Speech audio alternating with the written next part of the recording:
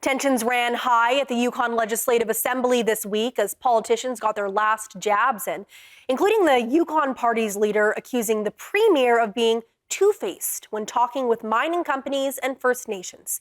The CBC's Cali McTavish breaks it all down. Official opposition leader Curry Dixon says Premier Raj Pillay is saying one thing to First Nations and something else to the mining community. He referenced a speech the Premier made to the Council of Yukon First Nations. So on Monday, the Premier will speak to the mining industry about the future of the sector. Does he intend to remind the industry about their inherent desire to break the law, or will he have a different message for a different audience? Pillay was quick to challenge the opposition's characterization. That day, I spoke about the challenges of the mining sector, but what the member opposite leaves out is the first 2 to 3 paragraphs of the speech where I talked about the necessity of this industry, the good things this industry does, the contributions, how much it's an employer in the rural area. But I think it's probably, again, perpetuates a particular narrative, and it makes good political sense to chop and paste the way he wants.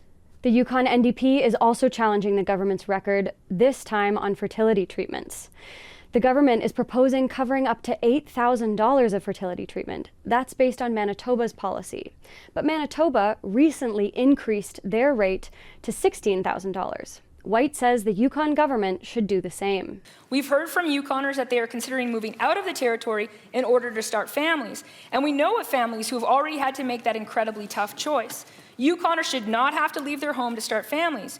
Yukoners should not have to go into debt to access the fertility support they need. And Yukoners should not have to wait years to start their families in hopes that this government will finally fulfill their promise.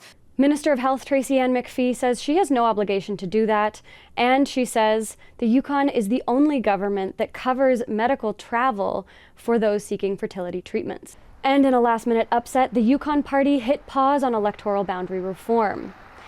Now, this conversation has been going on for months, with representatives from all political stripes represented in the conversation. The Yukon Electoral District Boundaries Commission was proposing to increase the total number of electoral districts from 19 to 21. But the MLAs from Pelly-Nesutlan and Watson Lake said their communities had not been adequately consulted. The Yukon Party members say they do not feel there are sufficient links between the communities of Faro, Ross River, and Watson Lake. The notion that an MLA can travel between these communities year-round along the Robert Campbell Highway is simply incorrect. So why are they doing this? It's not clear. But I can tell you that the new boundaries would combine these two MLA's districts, so one would be out of a job and the Yukon Party would have one less representative. Cali McTavish, CBC News, Whitehorse.